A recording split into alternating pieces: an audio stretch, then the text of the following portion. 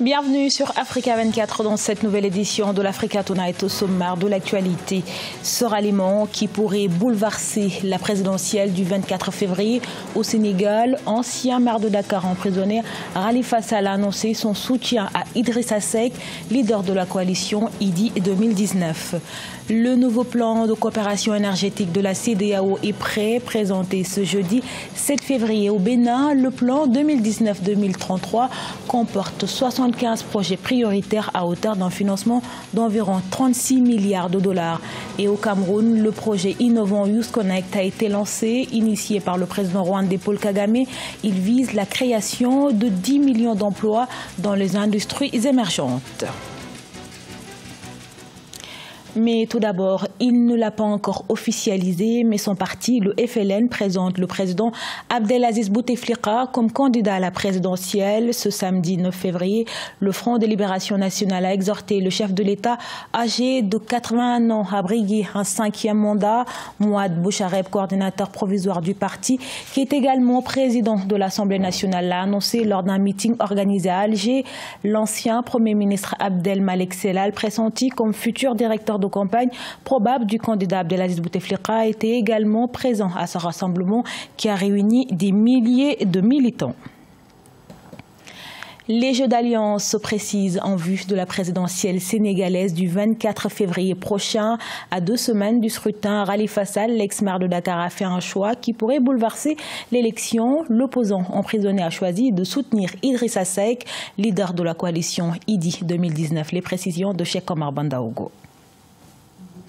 Après le rejet par la Cour de justice de la CEDEAO de ses recours contestant l'invalidation par le Conseil constitutionnel de sa candidature à l'élection présidentielle, l'ex-maire de Dakar, Khalifa Sall, veut néanmoins demeurer dans la compétition. Ce 8 février 2019, il a, dans une déclaration, annoncé son soutien au candidat et ex-premier ministre Idrissa Seck. C'est sur la base d'une convergence entre son programme et le programme de M. Idrissa Seck qu'il a accepté l'offre d'alliance de Idrissa Seck pour justement créer des ruptures au niveau de la gouvernance institutionnelle, au niveau de la gouvernance économique, au niveau de la gouvernance politique. Cette alliance relance la campagne d'Idrissa Seck, politiquement faible selon certains Sénégalais. C'est le deuxième soutien de taille qu'il reçoit après celui de Bougane Gueye, recalé à l'étape des parrainages. Ça renforce du côté de ces alliances, mais quand on regarde de près, il a un lourd contentieux. Khalifa Sall pourrait lui apporter quelques voix. Mais vous savez, Moussa Sy a quitté Khalifa Sall. Bamba Diaye, le maire de la Médina, est en train d'hésiter. Donc, compte tenu de toute cette situation-là, il est impossible de voir cette alliance vraiment prospérer pendant ces élections. Une semaine après le début de la campagne, rien n'est encore joué. Si les ralliements au président sortant Macky Sall présageaient sa victoire au premier tour, il n'en demeure pas moins qu'une alternance est encore possible. La campagne électorale se poursuit également au Nigeria. Ce samedi, le Parti populaire démocratique PDP devait tenir un meeting dans la capitale fédérale Abuja, mais le rassemblement n'a pas eu lieu. Le PDP a affirmé s'être vu refuser l'accès au site, bien qu'il ait reçu une autorisation officielle et effectué des paiements. Son leader Atiku Abubakar accuse le président Muhammadu Buhari et le parti au pouvoir d'être derrière l'interdiction d'accès au site. Des accusations réfutées par l'APC qui, de son côté, doit tenir samedi prochain un meeting à Lagos, la capitale économique du pays, où son principal rival doit se rendre ce mardi. C'est désormais officiel, Guillaume Soro n'est plus président de l'Assemblée nationale de Côte d'Ivoire.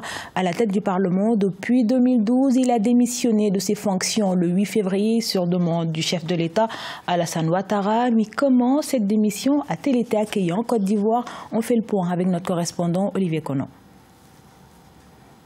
Émission vendredi 8 février 2019 du président de l'Assemblée nationale ivoirienne Guillaume Soro. C'est au travers d'un discours devant les élus que l'ancien Premier ministre a voulu marquer la rupture avec le chef de l'État Alassane Ouattara. Guillaume Soro estime avoir démissionné pour être en cohérence avec ses idées. Je demeure serein tout en quittant ce poste aisé de président de l'Assemblée nationale pour l'aventure de mes convictions. Je rends ma démission de mes fonctions de président de l'Assemblée nationale de Côte d'Ivoire. Oui, j'ai décidé de sacrifier mon poste pour la paix, pour la Côte d'Ivoire. La démission du président de l'Assemblée nationale est diversement appréciée par les députés et les observateurs de la vie politique. Une démission, on en voit tous les jours dans des sociétés, dans des établissements. Des travailleurs peuvent démissionner. Et je pense que pour moi, c'est un fait, pas banal parce que compte tenu de la qualité de la personne qui est à l'honneur, mais il faut s'être respecté. Mais il ne faut pas lui donner d'autres caractères qu'il en a. Même s'il demeurait président de l'Assemblée nationale, rien ne l'empêchait d'être candidat en 2020. Mais ce qui l'empêchait, c'est qu'il se retrouvait dans une famille où véritablement l'absence du droit se faisait ressentir. La démission de Guillaume Soro de la présidence de l'Assemblée nationale ouvre une nouvelle page de l'histoire politique de la Côte d'Ivoire. Elle intervient après la rupture entre le PDCI, Parti démocratique de Côte d'Ivoire, et le RHDP. Un mouvement proche de M. Soro l'a dans le passé appelé à être candidat à l'élection présidentielle de 2020.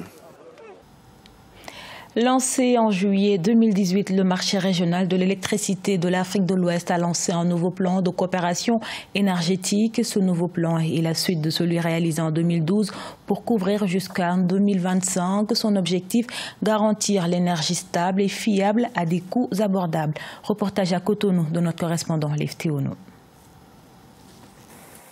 Un nouveau plan directeur oriente désormais l'interconnexion énergétique et le marché régional d'électricité dans l'espace CEDEAO. Ce plan a fait l'objet d'échanges jeudi 7 février 2019 à Cotonou entre le système d'échange d'énergie électrique ouest-africain et une délégation de l'Union européenne. Couvrant la période 2019-2033, ce programme est axé sur la production et le transport de l'électricité au sein de la CEDEAO. Le financement a été entièrement fait par l'Union européenne avec, on vous l'a montré ici, 1,6 million d'euros qui ont permis donc de financer donc l'opération. Le nouveau plan directeur 2019-2033 comporte 75 projets prioritaires à hauteur d'un financement d'environ 36 milliards de dollars US.